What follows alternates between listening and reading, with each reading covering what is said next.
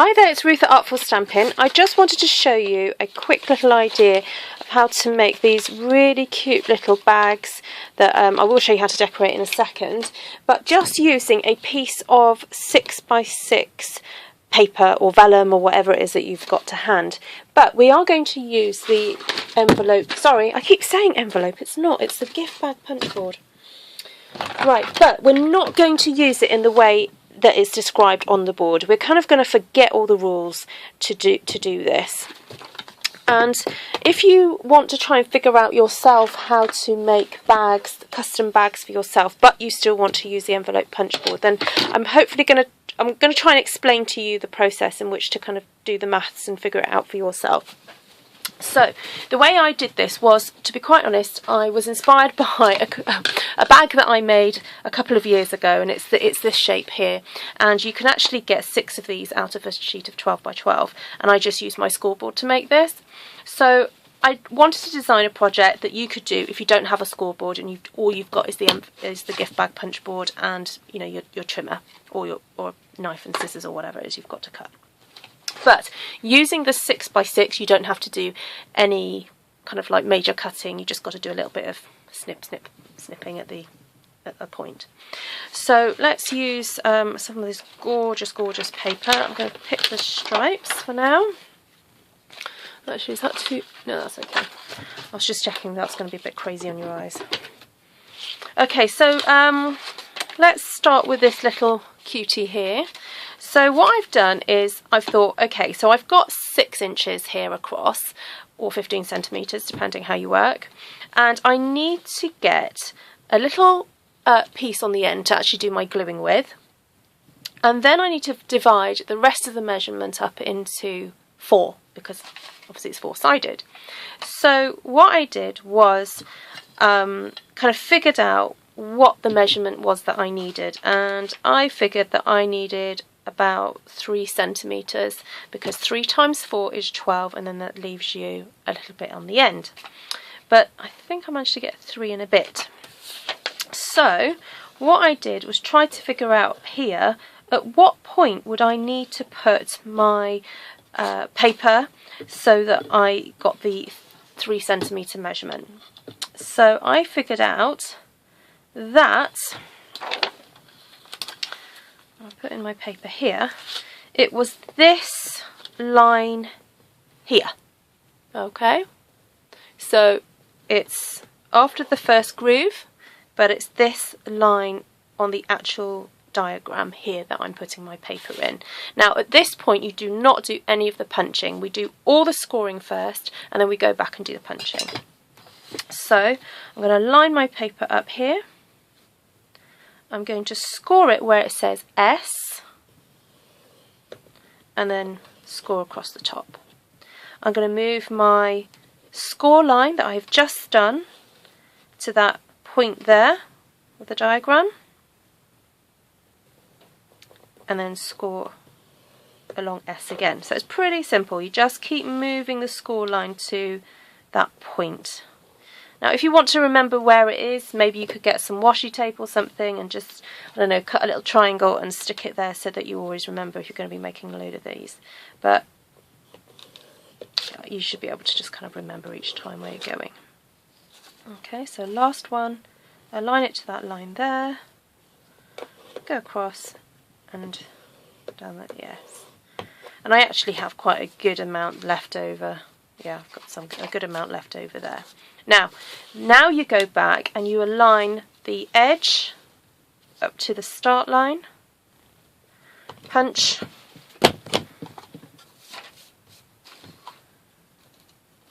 oh, didn't seem to like that vellum.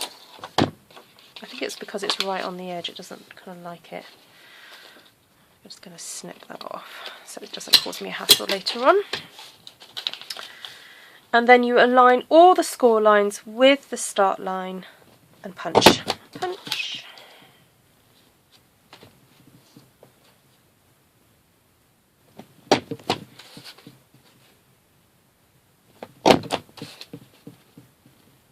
Okay, and that is it. So then just snip off this section here. And just burnish all your edges. Now this vellum is much finer than the vellum cardstock, so again, be careful when scoring that you don't score too firmly to break it. But vellum is weird, it kind of just wants to do its own thing, so kind of be firm with it, firm but gentle, like a child.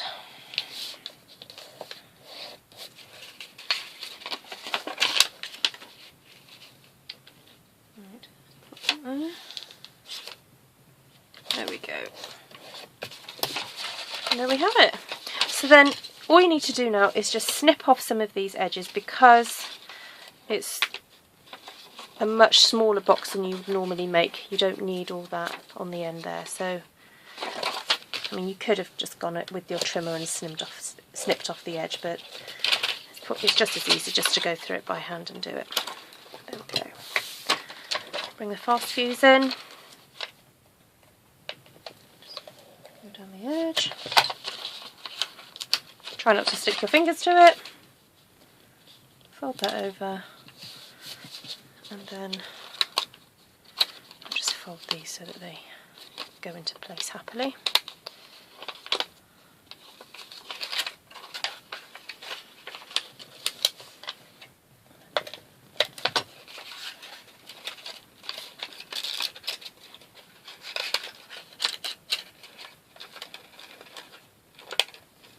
Oh, no, don't stick yet.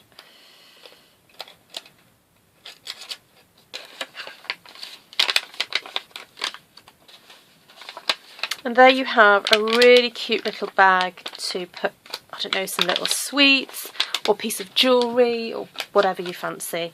And then if you want to decorate it further by doing a bit of stamping and assembling, then I've already just stamped out, hold on, which one was it?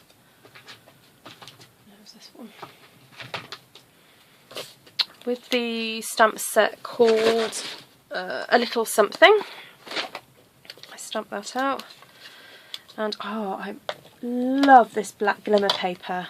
I have to confess, I'm not a super big fan of Halloween, and this black glimmer paper kind of bypassed me until I saw a demonstrator show it, and then I was like, actually that's really gorgeous. It doesn't have to be for Halloween, we can use it all year round. It's gorgeous. It just really, you know, black always sets things off, so it's really, yeah, and it's glitter, it's beautiful. Right, so I was going to pop that onto there somehow. I think I actually might just stick it straight on and then just use some kind of peg or little clip to fasten the top, because I think that looks pretty elegant just as it is. So I'm just going to pop that there. I just have a spare peg. I've got one of these here. Yeah, that's kind of cute. Maybe you could cut a little gold star out and pop that on there, but anyway. Right, I want to show you the next one. How much time have I got? Okay, so to do this one now, so this is a little bit wider, but a little bit thinner. So again, for a piece of jewellery wrapped in a tissue, or, yeah, that would be perfect. Grab another sheet of 6x6, so let's just see what other patterns have we got in here to play with. Oh, this is quite nice. That'd be nice for a piece of jewellery, wouldn't it? Okay, so bring your board back in. So this time I am looking at this measurement here to do the sides, and this measurement between here and here, so where the point of the triangle is, and the M, and then this measurement, I got that right? Yeah, this measurement between the small and the medium there. So this will take a little bit of more concentration, and if you have to write down the instructions and maybe have it written next to you, that's fine, so that you don't get in a bit of a muddle. That's what you're doing. Okay, so hopefully the video, you know, as I'm filming it, it all kind of makes sense as I'm doing it. Okay, so the first measurement is putting your paper in so that it aligns with the base of the triangle here, and then obviously score across and then score at M, and then we're going to move that line to S and then score, then move this score line to the base of the triangle and score again at, hold on, I've forgotten myself, M. See, I should have had it written down, shouldn't I? Move the score line to S and score. Then again go through and punch at the edge and then at all the different score marks that you have done.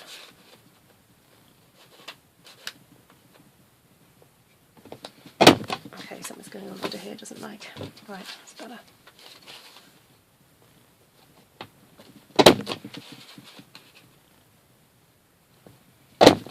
Okay, there we have it, and then snip off the edge here, sorry, not the little flap here, and then again go down and just cut off those flaps all the way down. Okay, and I'll come back when I've burnished these.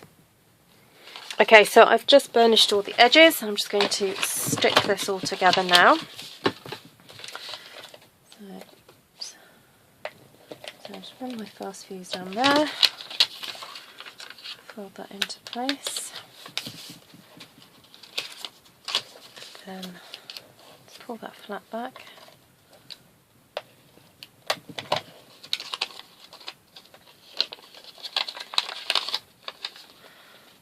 and then just pop the central flaps in,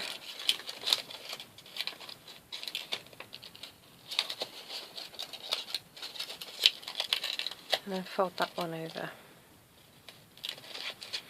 And again, if you need to, oops, pop your spring folder down and just give it a squash, you can do. And then I'm just going to squeeze these little edges together here because I want to create a really kind of funky handle. So I'm using the 1-inch circle punch to pop that into there in the middle and then punch. And then I've already stamped with and punched with the 1 3/8 circle punch onto a 1 3/4 circle of the black glitter. I'm going to pass that through there like that and create a kind of funky trim. Now I'm trying to think the best way to do this. So I want all the glue going down this way. I'm going to put loads of it on because I really want this to stick. Ooh. I want it fast fuse. Nope, it's just clogging up.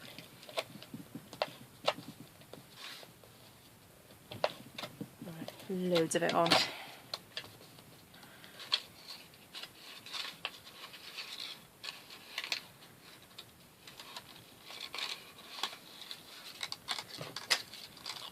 Pop that there like that, and then stick that over the gold there, just to create a kind of funky handle. If you want to make it a little bit small, you can do. See if I can pull that through. Oh, there we go. Looks like a posh, like perfume bottle or something. Right, well there we go. There's 2 ideas to make small bags with the gift bag punch board. That one and that one, looking pretty luxurious and gorgeous, ready for a really lovely gift. Okay, well thank you for joining me today, and I hope you like my ideas. Do please share them with your friends, and don't forget you can purchase any of the products used today at artfulstampin.co.uk. Alright, bye bye.